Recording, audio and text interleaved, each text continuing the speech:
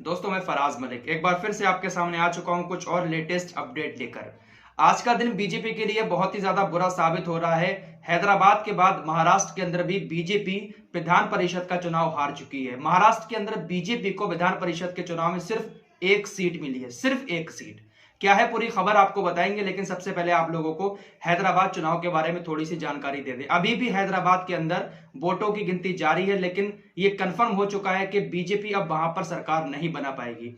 जो BJP party का सपना था कि हैदराबाद को भाग्यनगर बना देंगे, एक बार फिर से बीजेपी का यह सपना पूरा नहीं होगा, क्योंकि इस वक्त ताजा जानकारी के मुताबिक टीएमसी 70 सीटों पर है, बीजेपी 36 सीटों पर है और एमआईएम 42 सीटों पर आगे चल रही है। यानी कि एमआईएम एक बार फिर से बीजेपी से आगे निकल चुकी है, 42 सीटों पर पहुंच गई है एमआईएम।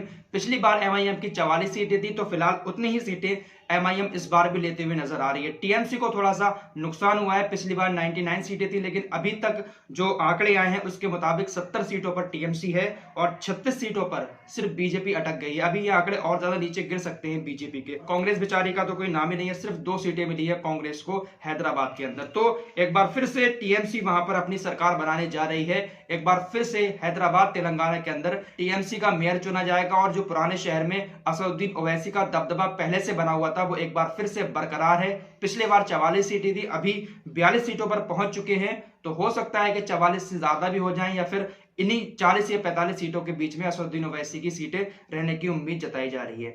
अब आपको बता दें कि ये जो चुनाव होते हैं ये ईवीएम से ना होकर बैलेट पेपर से होते हैं। तो बहुत सारे लोग इस वक्त ये चर्चा कर रहे हैं कि बैलेट पेपर से जहां जहां पर चुनाव होगा वहां पर बीजेपी नहीं जीत पाएगी। ऐसा ही हुआ है महाराष्ट्र के अंदर।